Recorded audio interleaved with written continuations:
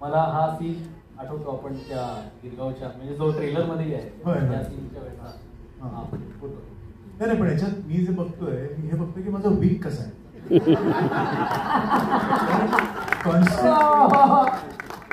Constantly वीक थोडा correct natural वाटतोय का? कारण it should not take away from the film, it should not take away from the story.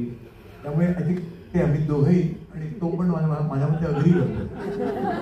आणि हा सेंटरला मी आपला मेकअप मॅनेजर लावलाय त्यामुळे तोही खास चिंता दिसते चेहऱ्यावर. ज्याने मेकअप ज्याने विग लावला त्यांनी स्वतः टोपी घातली हे लक्षात घ्या. ऍक्च्युली मी चुकीचं उत्तर दिलं. मी आधी हे म्हणायला पाहिजे होतं की सीन कसा झालाय, कॅमेरा अँगल काय, असं काहीही नाही. फक्त एक नट बघतोय की माझा वीक कसा झालाय. पण सिद्धार्थ, जेव्हा आपण भेटलो तेव्हा तू म्हणालेलास की जेव्हा तू सरांकडे पहिल्यांदा गेलास तेव्हा तुलाही 2 क्षण असं झालेले की आता मी ह्यांना स्टोरी सांगणार आहे ज्यांचे चित्रपट आपण इतक्या वेळेला पाहिले. कधी कोणता असा रिटेकचा क्षण होता जिथे लाईक मला नाही करायचं, कोणीतरी प्लीज माझ्या वतीने करा? नाही फॉर्च्युनेटली असं कधीच झालं नाही. आणि मला एक सरांबद्दल एक गोष्ट शेअर करायची.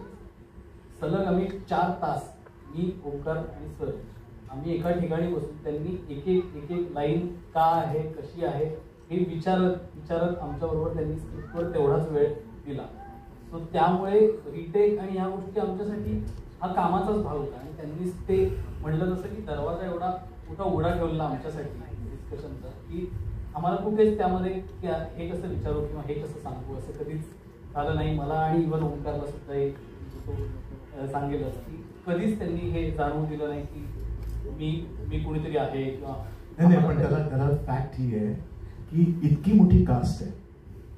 ते एखाद्या नटाला नेहमी असं वाटत असतं अल्टिमेट हॉरर की फिल्म झाली सगळे म्हणतात की सगळे कलाकार कमाल होते यार, उदय शिरोडकर कोणी केला.